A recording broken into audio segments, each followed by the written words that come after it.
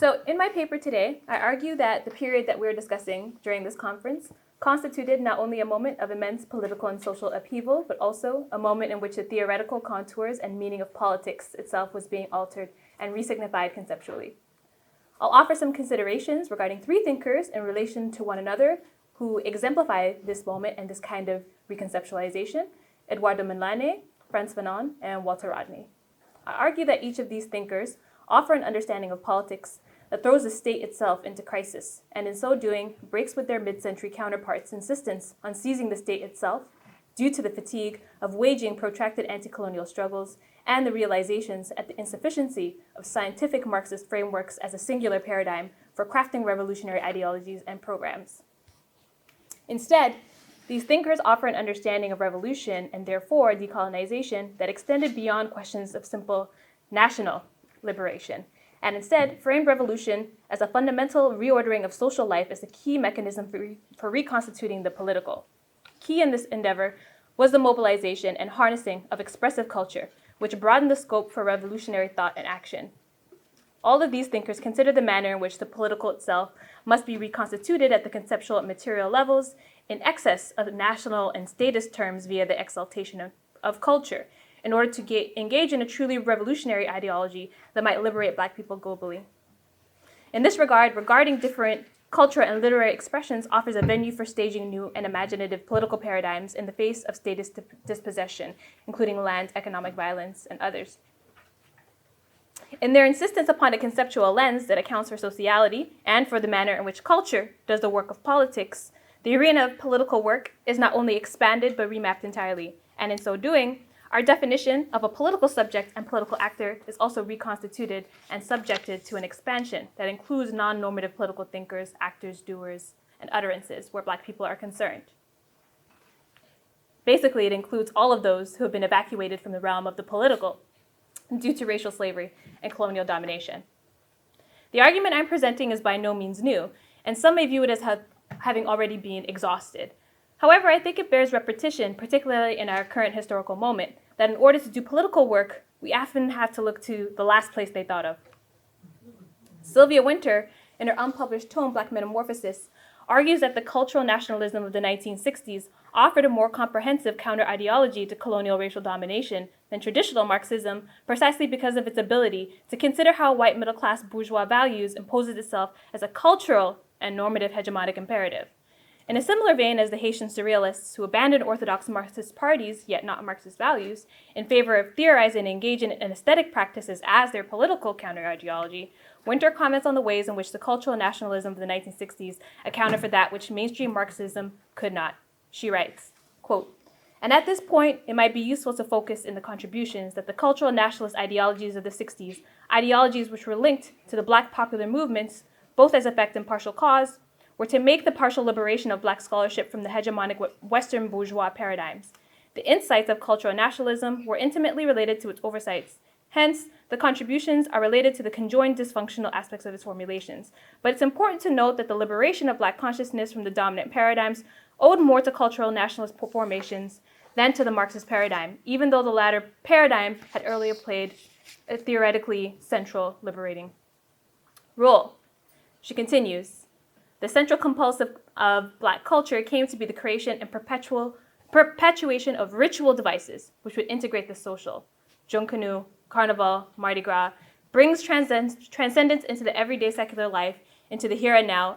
In this transcendence, the realization of the social is a support system of self-actualization and vice versa. It is this that enables the experience of wholeness." It's precisely this ability to reconstitute the social body or to offer new modes of relation to one another where Black expressive culture manages to capture the conceptual excess produced by the scientism of theoretical Marxism's provincial nature. Even further, she argues that a lack of consideration for culture or the aesthetic as sites of immense political activity has led us to a moment in which the dialectic has stopped. Indeed, it's the cultural sphere that permits a dialectical thinking and doing that is not bound by allegiances to incomplete paradigmatic frames, even radical ones such as scientific Marxism.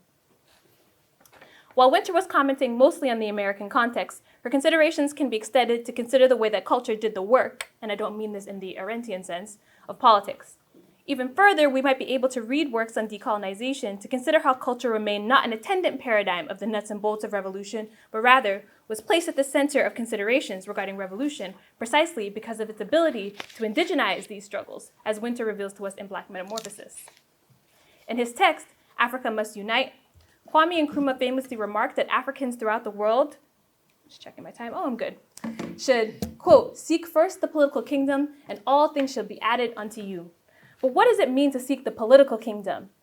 It would seem that, having been barred from politics in the Aristotelian sense, Black peoples have been engaged in a project of first reconstituting the political so as to seek it second. Again, this is done chiefly through the arena of culture. This is the position echoed by Eduardo Mondlane in his 1969 book titled The Struggle for Mozambique. And here, Mondlane, beginning in chapter 5, which is the beginning of the theoretical portion of the text, he begins with a quote from the poet Nima de Souza, underscoring the importance of thinking through revolution through more than a simple Marxist scientism or economic determinism. Even more, Mondlane acknowledges that resistance and armed struggle should not be collapsed into one another. He writes that, quote, wherever the presence of the colonizing power was felt, some kind of resistance was shown, taking various forms from armed insurrection to wholesale exodus. He argues further that the earliest signs of resistance were not in the factories or the barracks, but found in the traditional songs of the rural people of Mozambique. He argues even more that revolutionary and national consciousness was sown first in these traditions of the people, including folk songs and poetry. Then came the intellectuals, artists, painters, etc., undoing the attachments to vanguardism that dominated Marxian thinking. The final stage, not the first, but the final stage of political consciousness was that of the industrial workers, soldiers, and political organizations. So the final stage. This is an important reversal insofar as the assumption was that city-dwelling proletariats were assumed to be more politically aware and conscious than those people living in rural parts of Mozambique, or more conscious than those working in the cultural arena. Mondlane not only prioritizes rural and expressive traditions, but posits them as the originators of national consciousness in Mozambique. Though Mondlane is known for advocating armed struggle in explicit terms, he spends most of his theorizations delineating the conditions that must exist before armed struggle is possible. Again, the mobilization of traditional values, cultural workers, and then teachers, and then intellectuals, then workers, then students, etc. This is an especially important factor in destabilizing our retrospective assumptions about the advocacy of armed struggle, because it positions armed struggle as secondary when compared to the other vectors of national and revolutionary consciousness. While Fanon argued in The Wretched of the Earth that violence is the first act of the decolonial melodrama, the activator, or rather, the cognitive and material opening for the possibility of struggle, Mondlane argues quite the opposite. Armed struggle is the final act, so to speak. All the aforementioned factors, artistic consciousness, a connection to African worldviews, followed by the mobilization of workers, must be in place in order for armed struggle to take place. For Mondlane, culture sets the stage, and armed struggle pulls the trigger. In Racism and Culture, an essay featured in his volume Towards the African Revolution, Frantz Fanon explores how racism itself is presented as a cultural phenomenon, which first destroys pre-colonial culture, fossilizes the remnants, then fixes colonial subjects into the mummified cultural schemas in order to have an appearance of a cultural appreciation, all the while committing cultural violence against the colonized. Colonized subjects are then only permitted to exist in these mummified fragments, leading us to the false assumption that cultural emancipation requires a further collection of these fragments as opposed to the destruction of colonial domination, which would permit the development and opening up of ways of being that are liberated. This is the crux of his critique of movements like negritude, that we cannot possibly reach for an expression of an anterior, pure Africanness because, number one, this anterior purity likely doesn't exist, and number two, the violence of the colonial encounter has left us with fragments. Similarly, in On National Culture, in The Wretched of the Earth, Fanon foregrounds a paradox. National identity is vital to the emergence of a third world revolution, yet it paradoxically limits such an effort because it fixes us in a static, fetishized, and often bourgeois concept of the nation. Fanon acknowledges that colonialism has robbed the colonial subject of any pre-colonial cultural heritage, yet if that colonial heritage is unknown, then recoveries of national cultural continuity must be in part inventions on the part of native intellectuals. Ultimately, for Fanon, national identity is only as useful as the combined revolutionary efforts of those same people. He writes, quote, "A national culture is not a folklore, not an abstract populism that believes it can discover people's true nature. It is the whole body of efforts made by people in the sphere of thought to describe, justify, and praise the action through which that people has created itself and keeps itself in existence. Rather than interpreting Fanon's critique of national culture as a dismissal of the role of culture itself, as some have done, it might be better to consider what Winter gestures towards, i.e., the idea that culture is in fact what Fanon calls it, the whole body of efforts made by people in a sphere of thought. Fanon is arguing for an approach to national culture that can activate revolutionary mobilization as opposed to a concept of national identity that fixes us in a static Africanity, attached to pastness, depoliticized, and concerned primarily with retrieval and less with the great leap into another form of human sociality, as he prompts us to do. He's arguing that first and foremost, culture ought to do the work of politics rather than the work of archaeology. Additionally, it was Walter Rodney, in his text, How Europe Underdeveloped Africa, that remarked that even labor, which is understood as an immutable category in Marxian thought, right, that even labor is itself a cultural expression in which Africans are alienated from their cultural expressions concerning labor which were supplanted by European ways of life, which included modes of work and laboring. He wrote, quote, "Instead of speeding up growth, colonial activities such as mining, land cash crop farming speeded up the decay of traditional African life. In many parts of the continent, vital aspects of culture were adversely affected. Nothing better was substituted and only lifeless shell was left. Even the areas that were not directly involved in the money economy exported labor. In extracting that labor, they tampered with the factor that was the very buttress of society, African traditional life. When deprived of its customary labor force and patterns of work, was no longer traditional." This passage is interesting for several reasons. First, since Rodney himself did subscribe to the concreteness of the base superstructure model in Marxian thought. By understanding labor as a way of life and a cultural expression, he is promoting us to the way in which culture is also part of the material base and the superstructure, or the ideology, and reveals to us the ways in which, in the colonial situation, the difference between base and superstructure is more apparent than it is real. He also comments on how the transformation of property relations was very much a cultural imposition via European individualism. So as we see here, right, for Walter Rodney, labor is not simply one of those immutable categories, it is also an aesthetic mediation, right? And the lack of attachment, right, to the traditional aesthetic mediations according to traditional ways of life in African societies is one of the part in which the base is altered, right, of the material condition, right?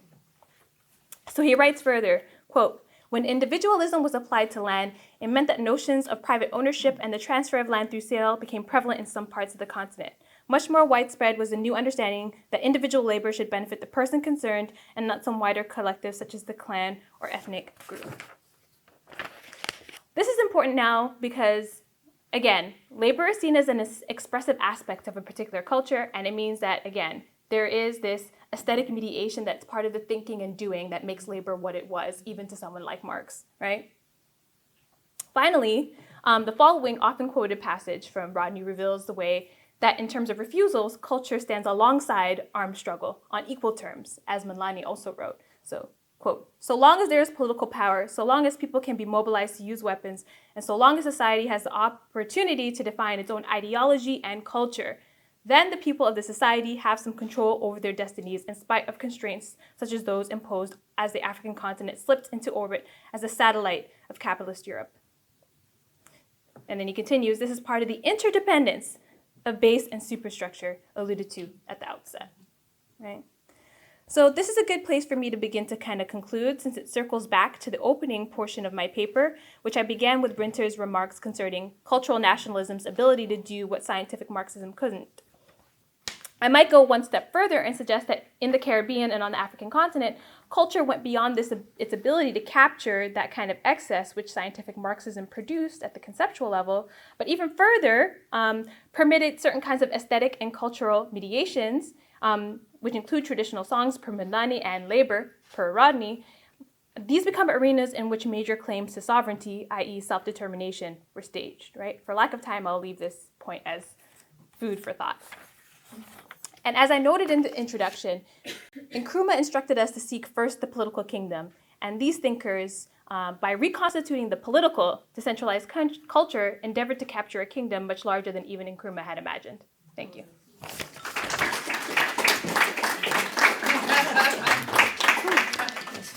Thank you.